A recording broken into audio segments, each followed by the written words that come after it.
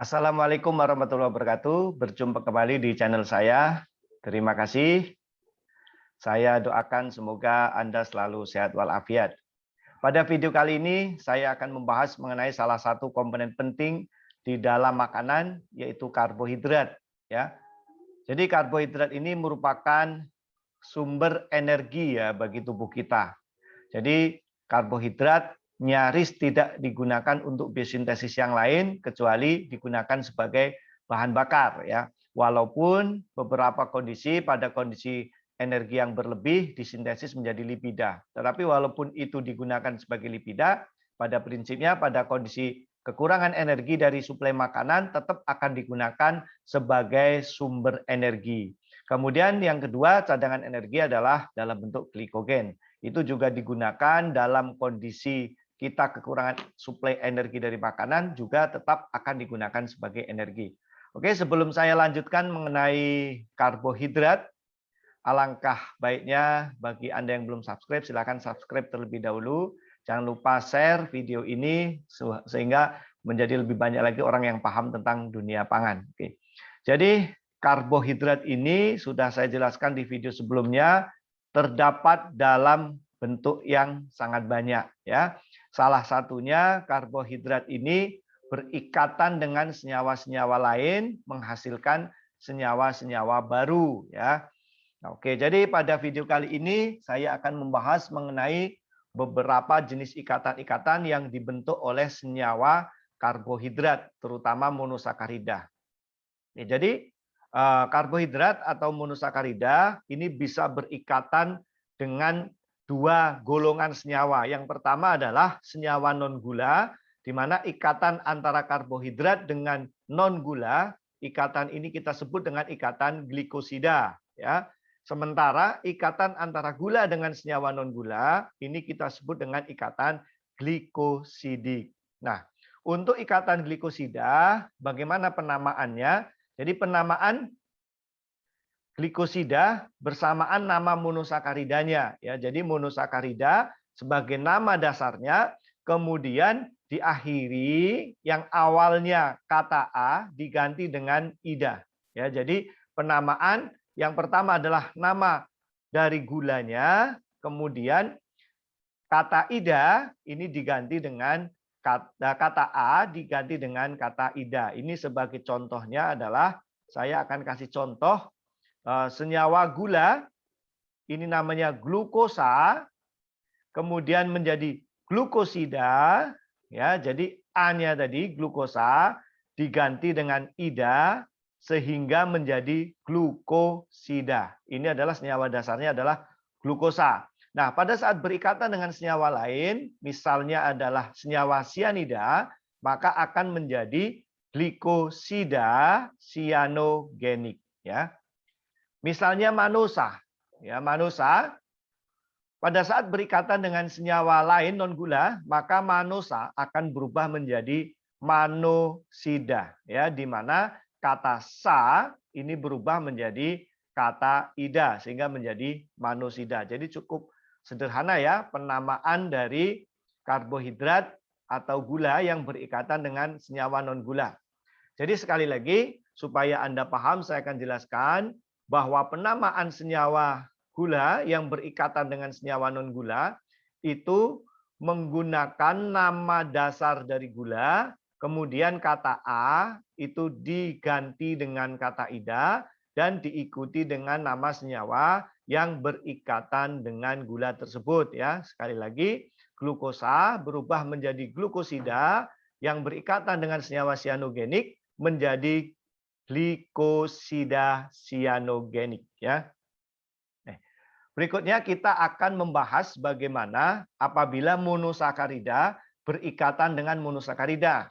Ya, jadi yang awalnya satu satuan gula berikatan dengan satu satuan gula berubah menjadi dua satuan gula yang kemudian dinamakan dengan disakarida. Jadi disakarida ini berasal dari kata di yang artinya dua, sakarida yang artinya gula ya. Jadi disakarida adalah gula yang terdiri dari dua satuan monosakarida. Nah, dua monosakarida ini dihubungkan dengan ikatan yang disebut dengan glikosidik ya. Tadi kita sudah bahas antara gula dengan gula, maka akan membentuk ikatan glikosidik. Nah, jadi bagaimana proses pengikatannya? Ya, ini adalah ikatan antara atom C anumerik dari 1 unit gula dengan gugus OH dari unit monosakarida yang lain, ya. Jadi maaf ya, jadi agak batuk sedikit. Jadi sekali lagi bahwa disakarida ini merupakan bentuk ikatan antara C anumerik dari 1 gugus monosakarida dengan gugus OH dari unit monosakarida yang lain. Nah, nanti kita akan bahas bagaimana ikatannya spesifik pada setiap disakarida. Nah, disakarida yang paling banyak kita jumpai dalam kehidupan sehari-hari ada maltosa, kemudian ada selobiosa, ada laktosa, kemudian ada sukrosa. Ya, ini merupakan jenis-jenis disakarida yang banyak kita temukan. Nah, kita akan bahas satu-satu. Yang pertama adalah selobiosa. Ya, selobiosa merupakan ikatan atau gabungan dari beta D-glukosa dengan beta D-glukosa. Jadi 2B glukosa yang berikatan dengan ikatan beta ini menjadi selobiosa. Kemudian yang kedua maltosa. Maltosa ini merupakan ikatan antara alfa D glukosa dengan beta D glukosa. Jadi antara glukosa dengan glukosa yang berikatan secara alfa. Nanti kita akan bahas satu-satu bentuk ikatannya dan bagaimana proses terjadinya. Kemudian yang ketiga ada sukrosa. Jadi sukrosa ini diambil kata uk-nya ini berasal dari fruktosa. Jadi supaya Anda memudahkan untuk mengingatnya bahwa sukrosa ini adalah ikatan antara alfa D glukosa dengan fruktosa. Uk pada sukrosa ini diambil dari uk pada fruktosa. Jadi kalau sukrosa itu adalah glukosa dengan fruktosa.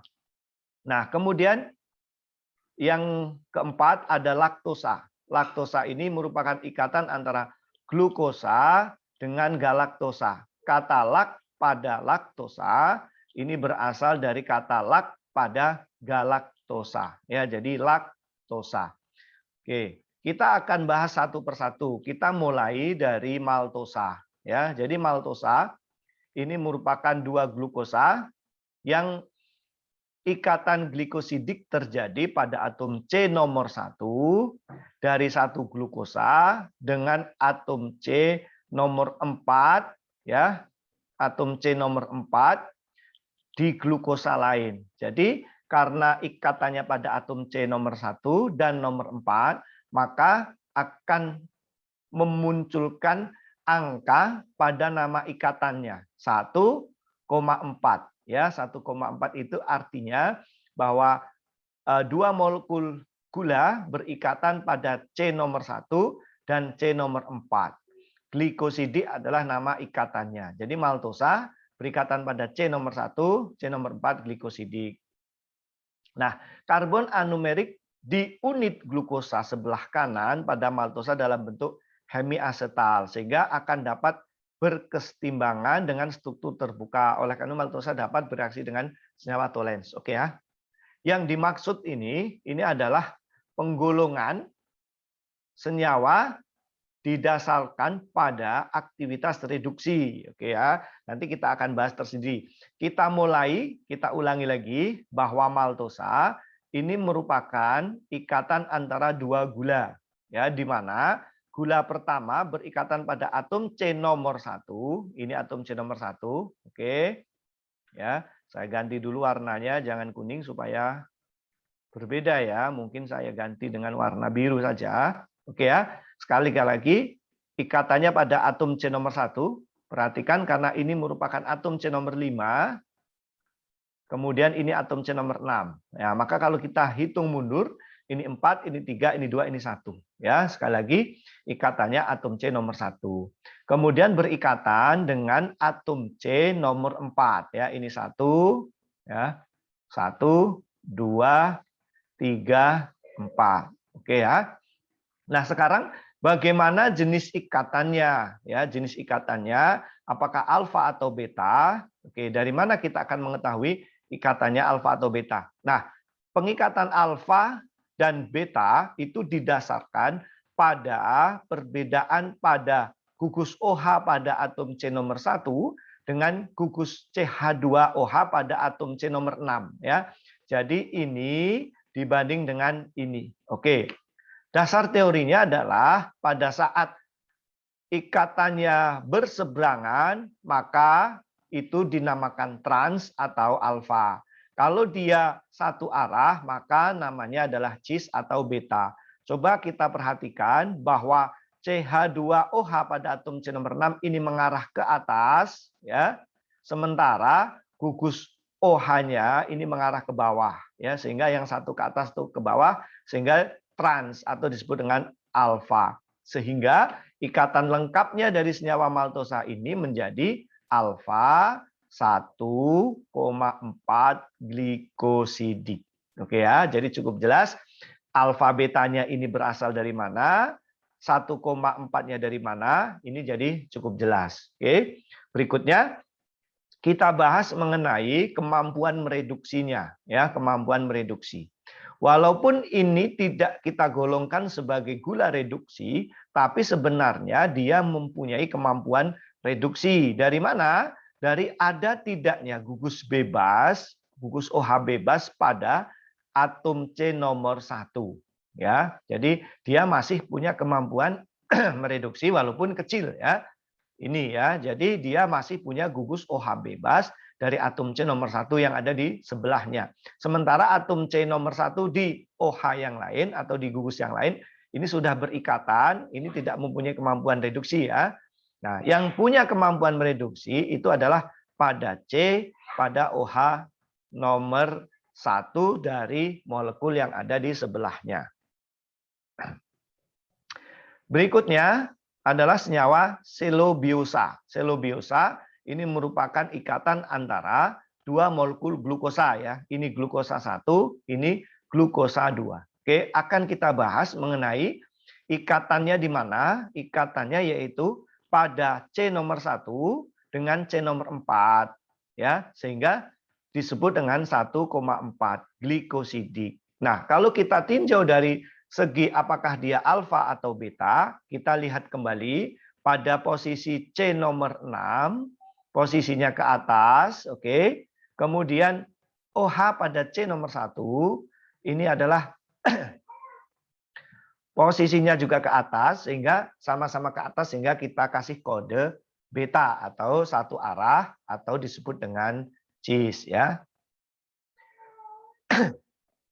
Oke, kalau kita lihat apakah dia mempunyai gugus reduksi atau tidak, sama seperti pada maltosa, dia punya satu gugus reduksi pada C nomor 1 di satu molekul gula ya. Jadi sekali lagi selobiosa dan maltosa ini terdiri dari asal usulnya dari dua molekul yang sama yaitu glukosa dengan glukosa, tetapi keduanya hanya berbeda pada ikatannya. Kalau maltosa dia dalam konfigurasi ikatan alfa, selobiosa dalam konfigurasi ikatan beta. Ya, cukup jelas. Nah, berikutnya adalah laktosa.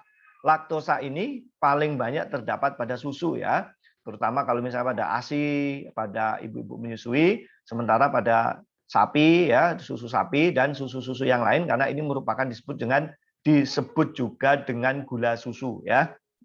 Oke, kita akan bahas bagaimana ikatan pada laktosa. Laktosa ini merupakan senyawa yang terdiri dari dua molekul gula. Yang pertama adalah glukosa dan yang kedua adalah galaktosa. Ya, jadi glukosa dan galaktosa. Nah, ikatannya adalah 1,4 ya, sama seperti pada selobiosa dan maltosa. Ikatannya 1,4. Ini adalah glukosa, ini adalah galaktosa ya. Jadi 1,4. Kemudian apakah konfigurasinya alfa atau beta? Kita lihat lagi pada CH3 CH2OH pada atom C nomor 6 dan posisi OH ya. Jadi karena dia posisinya adalah sejajar sehingga disebut dengan alfa, sejajar maka disebut dengan cis atau beta sehingga menjadi ikatan beta 1,4 glikosidik ya. Ini pada laktosa.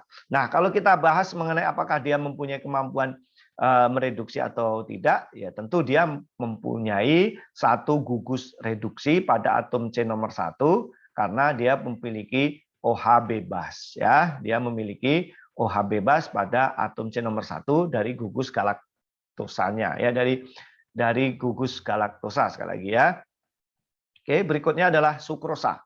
Sukrosa ini yang kita sering sebut sebagai gula pasir ya, atau gula tebu, bisa juga gula bit tergantung dengan sumbernya. Ini merupakan gula yang paling banyak dikonsumsi oleh manusia ya, terutama orang Indonesia yang suka manis, banyak mengkonsumsi gula dari gulungan sukrosa. Nah, walaupun sekarang sudah sebagian bergeser kepada gula Jawa atau gula merah, tapi juga sama-sama masih dalam struktur sukrosa ya. Oke, kita akan bahas bagaimana ikatan pada sukrosa. Oke, sukrosa ini merupakan ikatan antara glukosa dengan fruktosa ya. Berbeda dengan disakarida yang sudah kita bahas sebelumnya, itu merupakan sama-sama ikatan dari gula dari kategori aldosa. Sementara pada fruktosa ini merupakan paduan antara aldosa dengan ketosa ya. Ini berasal dari gula yang disebut dengan glukosa, ini merupakan golongan aldosa, sementara fruktosa ya, ini merupakan golongan dari ketosa. Oke, ikatannya adalah alfa 1,2 ya. Kenapa begitu? Ya, karena kita tahu bahwa pada gugus aldosa dia memiliki gugus aktif pada atom C nomor 1, sementara pada fruktosa dari ketosa dia memiliki gugus aktif keton pada C nomor 2 ya, sehingga ini menjadi 2, 3, 4, 5 ya, sehingga ikatannya adalah 1,2 glukosa. Nah, ikatannya alfa atau beta. Oke ya. Jadi ikatannya alfa atau beta tergantung dari bagaimana kita melihatnya. Kalau dilihat dari segi glukosa ya, kita perhatikan glukosa. Pada glukosa yang kita perhatikan adalah atom C nomor 1, ini gugus OH-nya ke bawah. Kemudian pada C nomor 6, CH2OH, ya, ini posisinya ke atas. Sehingga tentu ini menjadi alfa alfa 1,2 D glukosa. Oke, bagaimana kalau kita melihat dari segi, ya, kita lihat dari segi fruktosanya, ya, tentu ini angka 2. Ini 2, 3, 4, 5, 6. Ini C, berarti ini C nomor 1 ya. Karena otomatis yang ini 2, ini C1. Kita lihat posisinya. Posisinya pada C nomor 6 ini ke atas. Posisi OH dari C nomor 2 ini ke atas ya. Sehingga ini posisinya adalah beta. Jadi kalau kita tinjau dari ikatan pada fruktosanya, tentu akan menjadi 1,2 beta glikosidik ya. Jadi bagaimana kita meninjaunya saja, kalau kita lihat dari glukosanya maka dia akan menjadi alfa ini. Kalau kita tinjau dari fruktosanya maka akan menjadi beta ya. Nah, bagaimana dengan aktivitas reduksinya? Ini satu-satunya gula yang tidak memiliki aktivitas reduksi. Kenapa? Karena dua gugus aktif, yaitu glukosa, yaitu aldosa pada glukosa, dan ketosa pada fruktosa, ini gugus OH-nya masing-masing sudah berikatan. Sehingga dia tidak memiliki aktivitas mereduksi sama sekali. Ya, cukup jelas ya. itu adalah sukrosa. Berikutnya saya akan membahas mengenai polisakarida. Ya, bagaimana dengan polisakarida? Saya sudah sebutkan di awal bahwa polisakarida ini ikatan antara gula atau glukosa dengan jumlah C yang di atas 8 ya. Nah, jadi banyak sekali dari 8 sampai ribuan. Jadi karbohidrat yang mengandung banyak monosakarida dengan berat molekul yang sangat besar dan bisa dihidrolisis sempurna menghasilkan satu jenis monosakarida ya. Ada yang menghasilkan glukosa, ada yang menghasilkan manosa, ada yang menghasilkan fruktosa tergantung dengan bahannya. Bisa menghasilkan galaktosa ya. Oke. Kita akan bahas beberapa jenis polisakarida yang sering banyak kita temukan dalam kehidupan sehari-hari kita. Yang pertama adalah pati, yang kedua adalah glikogen. Ya, pati dan glikogen ini merupakan cadangan energi ya. Kalau pati merupakan cadangan energi yang terdapat pada tanaman, sementara glikogen ini merupakan cadangan karbohidrat yang terdapat pada hewan dan manusia ya. Jadi polisakarida yang terdapat pada manusia atau hewan itu adalah glikogen, sementara polisakarida yang terdapat di dalam tanaman itu jumlahnya sangat banyak dan sangat beragam ya. Salah satunya adalah pati, kemudian ada serat, pangan dan seterusnya ya. Oke, kita akan bahas pati terlebih dahulu. Ini merupakan polisakarida yang banyak kita manfaatkan sebagai makanan. Ya, jadi kita olah menjadi makan. Jadi kalau kita makan makanan sehari-hari nasi ya, baik nasi jagung atau beras, ini sumber karbohidrat utamanya ini dari kategori senyawa pati ya. Nah, kita buat pempek juga bahan utamanya adalah pati. Kemudian terigu juga mengandung pati. Nah, sekarang kita akan bahas apa itu yang dimaksud dengan pati. Nah, ini merupakan komponen utama pada produk biji-bijian ya, ada kentang, jagung, beras, sorghum, ada jewawut, kemudian berbagai ubi-ubian, ada ubi kayu, kemudian ada ubi talas ya, nah, dan ubi-ubi yang lain. Terus kemudian juga banyak terdapat pada sagu ya, aneka sagu, nah, misalnya batang sagu, kemudian kalau di kita ada rumbia dan seterusnya. Nah, tersusun atas D-glukosa yang dihubungkan dengan ikatan 1,4 glikosidik ya. Kemudian pada amilopektin dia memiliki cabang yang berikatan pada ikatan 1,6 alfa glikosidik.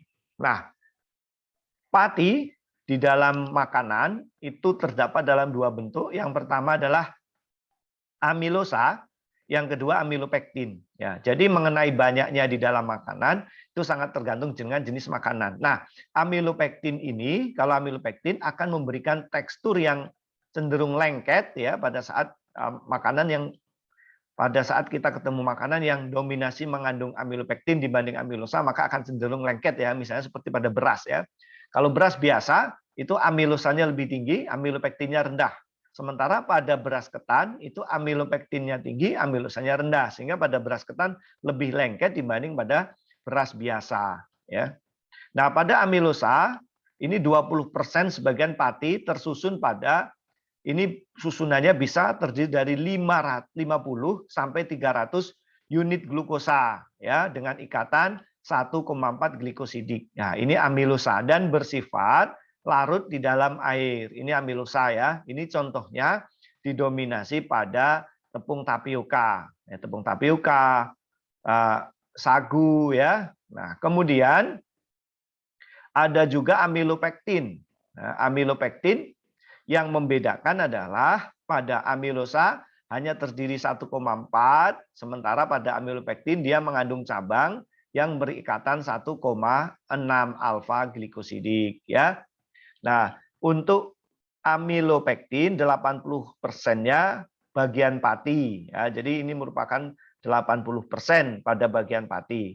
Nah, setiap 25 sampai 50 unit ya. Jadi tadi sudah saya ceritakan bahwa dia mengandung cabang untuk amilopektin. Nah, dia cabang ini akan muncul sekitar 25 sampai 50 unit. Jadi setiap 25 sampai 50 unit ada cabang 1,6. Kemudian 25 glukosa ikatan alfa bercabang lagi ya, sehingga menjadi cabang 1,6. Nah, karena strukturnya kompleks ya, dan kompleks dan besar, tadi sudah saya jelaskan dia kompleks serta besar, maka dia akan cenderung tidak larut di dalam air. Tetapi pada saat dipanaskan dia akan menjadi gel ya, akan menjadi gel sehingga dia akan menjadi seperti protein ya, sehingga mengalami yang namanya gelatinisasi ya. Dia akan menjadi gelatin. Oke. Nah, ini perbedaan antara struktur amilosa dan struktur amilopektin. Kita bahas terlebih dahulu struktur amilosa, bahwa amilosa ini terdiri dari glukosa, ya, ini ada glukosa, ini glukosa, ini glukosa, ini glukosa, di mana dari masing-masing glukosa ini diikatkan dengan ikatan alfa 1,4 glikosidik, ya, ini ikatannya. Ini ikatannya, ini ikatannya, ini ikatannya ya. Kenapa dia disebut alfa? Karena posisinya adalah pada C nomor 6 dari CH2OH dia posisi ke atas, kemudian C nomor 1 OH-nya pada posisi ke bawah. Nah, kemudian bedanya pada amilopektin selain dia memiliki rantai dengan gugus yang lurus, ini alfa 1,4 glikosidik ini, dia juga memiliki cabang ya, alfa 1,6 glikosidik, yaitu berikatan pada atom C nomor 1 dari gula yang lain berikatan dengan atom C nomor 6 sehingga menjadi alfa 1,6. Dan setiap ini ikatan ini akan muncul pada kisaran 25 sampai 50 satuan ikatan berikutnya. Jadi glukosa, glukosa, glukosa, setelah dia 25 sampai 50, baru dia akan muncul satu ikatan lagi dan berulang-berulang terus ya. Inilah disebut dengan amilopektin yang banyak terdapat. Nah, jadi kalau kita punya struktur amilopektin, gambarannya akan menjadi seperti ini ya. Jadi yang lurus ini, yang kita lurus ini adalah ikatan 1,4, ini ikatan 1,4, dan yang ke atas maupun ke bawah ini ya, ini adalah alfa 1,6. Nah, berikutnya adalah glikogen. Nah, glikogen ini merupakan pati yang terdapat di dalam otot ya, otot hewan dan otot manusia. Nah, glikogen ini strukturnya lebih mirip pada amilopektin ya, karena glikogen memiliki struktur rantai cabang pada alfa 1,6 glikosidik. Jadi glikogen ini merupakan karbohidrat yang ada di dalam hewan maupun manusia yang terdiri dari ikatan rantai lurus alfa 1,4 glikosidik dan kemudian memiliki cabang pada alfa 1,6 glikosidik. Nah, berat molekul dari glikogen ini lebih besar dari pati ya, karena satuan glikogen biasanya jumlahnya jauh lebih banyak. Dalam satu unit glikogen satuan karbohidratnya jauh lebih banyak atau satuan monosakaridanya jauh lebih banyak dibanding dengan pati ya. Nah, senyawa ini merupakan larut dalam pelarut organik dan nonpolar ya, jadi cenderung larut pada ether, kloroform dan heksan ya. Tadi kalau amilopektin cenderung tidak larut air ya pada kondisi air dingin ya terutama. Nah, ini gambaran mengenai senyawa glikogen ya. Ikatannya lebih mirip pada amilopektin yang terdiri dari 1,4 ya, ini 1,4 ikatan alfa dan dia memiliki cabang 1,6 alfa glikosidik. Nah, jadi kalau kita gambarkan strukturnya ini akan seperti ini, jauh lebih rumit dibanding dengan struktur pada amilosa dan amilopektin. Nah, untuk polisakarida lain, ini ada kategori selulos. Nah, selulus atau selulosa ini merupakan polimer dengan ikatan alfa, ikatan 1,4 beta glikosidik ya. Jadi kalau pati tadi adalah ikatannya alfa, kalau ini adalah ikatannya beta ya. Ini namanya selulosa yang kita sering sebut dengan serat pangan ya. Berikutnya ada kitin. Kalau kitin merupakan polisakarida yang mengandung nitrogen ya. Jadi polisakarida yang mengandung nitrogen. pada selulosa, pada pati, itu ikatannya adalah murni pada ikatan glukosa, sementara pada kitin selain pada glukosa, dia juga mengandung senyawa nitrogen. Nah, kitin ini banyak ditemukan pada krustase, ya, misalnya kerang, ya, kemudian pada udang, pada kulit udang itu juga banyak mengandung kitin. Kemudian juga terdapat pada misalnya pada kepiting, ya, pada dan seterusnya, ya, ini banyak mengandung kitin. Berikutnya ada pektin. Nah, pektin ini banyak terdapat pada buah dan sayur, tetapi lebih banyak terdapat pada buah-buahan, ya. Ini merupakan polimer dari D-galakturonat melalui ikatan 1,4 alfa glikosidik, ya. Jadi kalau perbedaan antara kitin dengan selulosa dan pati, perbedaannya terdapat pada adanya kandungan nitrogen, ya. Sementara perbedaan antara pektin dengan amilosa, amilopektin dan selulosa ini pada satuan monosakaridanya. Ya, sekali lagi perbedaannya pada satuan monosakaridanya. Pada amilosa, amilopektin, selulosa ini senyawa dasarnya itu monosakaridanya berupa glukosa, sementara pada pektin satuan monosakaridanya itu adalah senyawa galaktosa. Ya, jadi galaktosa. Sehingga ikatannya menjadi 1,4 alfa glikosidik dari senyawa galakturonat, ya. Dan senyawa ini ada protopektin, asam pektinat, ya. Terus ada pektin. Ini merupakan golongan yang satu golongan, ya, turunan-turunan pektin, ada protopektin, kemudian ada pektin dan ada asam pektinat. Nah, ini contoh dari senyawa kitin, ya. Senyawa kitin merupakan senyawa glukosa yang juga mengandung senyawa kitin yang juga mengandung senyawa nitrogen, ya. Ini kitin. Nah, sementara pada pektin ini dia merupakan senyawa asam galakturonat yang memiliki struktur dasar galaktosa, ya. Ini adalah pektin, ya, pektin. Nah, perbedaan antara protopektin, pektin dan asam pektinat adalah derajat metilasi. Ini derajat metilasi namanya, atau kandungan CH3 pada C nomor 6. Nah, ini atau metil, senyawa metil. Nah, ini semakin protopektin ini banyak derajat metilasinya tinggi atau banyak senyawa CH3-nya, kemudian pektin semakin menurun dan asam pektinat semakin sedikit. Nah, ini selulosa, ya, selulosa, di mana pada selulosa ini merupakan glukosa, tetapi ikatannya adalah beta. Ya, ini pada selulosa ikatannya adalah beta, ya, namanya beta glikosidik. Sementara pada pati ikatannya alfa. Ini bedanya. Sementara struktur dasarnya sama-sama glukosa. Ya, ini glukosa, ini sama-sama glukosa. Perbedaannya ada pada jenis ikatan, yang satu alfa, yang satu beta, ya. Berbeda antara selulosa dan pati. Oke.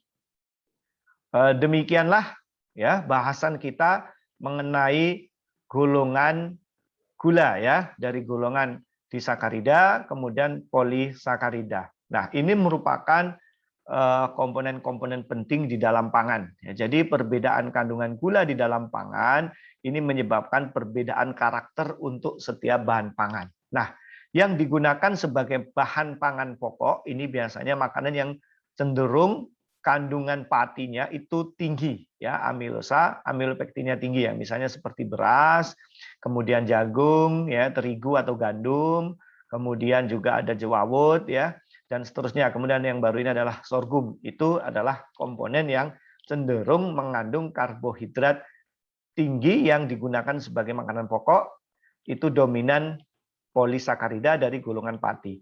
Nah, sementara pada selulosa ini yang paling banyak kandungannya adalah kandungan serat, ya. Serat itu adalah selulosa itu pada sayuran, ya, pada buah dan sayur. Nah, tetapi yang membedakan antara buah dan sayur, pada buah-buahan selain mengandung selulosa juga mengandung pektin. Nah, selulosa dan pektin ini di dalam status gizi dan kesehatan ini memegang peranan penting ya. Karena jadi pada dasawarsa terakhir ini banyak orang meneliti mengenai serat yang sebelumnya serat tidak dikategorikan dalam zat gizi, tetapi sekarang serat menjadi bagian penting di dalam pola konsumsi karena serat ini merupakan karbohidrat yang tidak bisa dicerna oleh usus manusia sehingga memegang peranan penting di dalam pencernaan terutama bagi kesehatan pencernaan. Demikian juga dengan pektin. Pektin ini merupakan salah satu contoh serat larut ya sehingga ini bisa digunakan untuk terapi menurunkan kadar kolesterol tubuh ya karena dua molekul ini baik serat, selulosa maupun pektin sama-sama tidak tercerna sehingga pada saat dia akan dikeluarkan dari tubuh dia bisa menyerap berbagai senyawa, salah satunya adalah kolesterol. Akhirnya pada saat kolesterol dari tubuh kita tinggi yang kemudian digunakan untuk biosintesis empedu, nah serat dan pektin ini bisa menyerap empedu dalam jumlah yang banyak. Nah, sehingga pada saat kita buang air besar, empedu itu akan dikeluarkan. Sementara bahan baku empedu itu berasal dari kolesterol. Artinya kalau empedu kita buang, maka kolesterol dalam tubuh akan digunakan untuk biosintesis empedu. Sehingga status atau kadar kolesterol di dalam tubuh kita akan terus menurun. Demikianlah pembahasan kita kali ini. Terima kasih dan saya akhiri. Assalamualaikum warahmatullahi wabarakatuh.